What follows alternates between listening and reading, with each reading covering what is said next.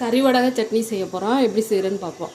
ஒரு 8 காஞ்ச மிளகாய் போட்டு வறுத்துக்கிறேன். எண்ணெய் ஊற்றி சூடாகிடுச்சு. காஞ்ச மிளகாய் போட்டுக்கிறேன். மிளகாயை எடுத்துக்குவோம். உளுந்து, கடுகு, ஜீரகம், சோம்பு எல்லாத்தையும் போட்டு வறுத்துக்குவோம். வறுபட்டுருச்சு எடுத்துக்குவோம். அந்த எண்ணெயிலேயே 20 சின்ன வெங்காயம், 4 பல் பூண்டு போட்டுக்குவோம். வதக்கிக்குவோம். புளி இந்த அளவுக்கு போட்டுக்குவோம். அதோட வதக்கிக்குவோம். வதங்கிட்டு அதில் கொஞ்சம் பெருங்காய பொடி சேர்த்துக்குவோம். இப்போ ஆறின உடனே உப்பு போட்டு அரைச்சிக்குவோம். ஃபஸ்ட்டு மிளகாய் மட்டும் போட்டு அரைச்சிக்குவோம். கறிவடகை சட்னி ரெடி ஆயிடுச்சு.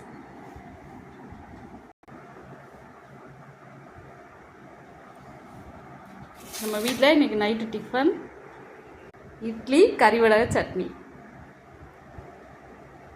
இந்த சட்னி எங்கள் வீட்டில் எல்லாருக்கும் ரொம்ப பிடிக்கும்.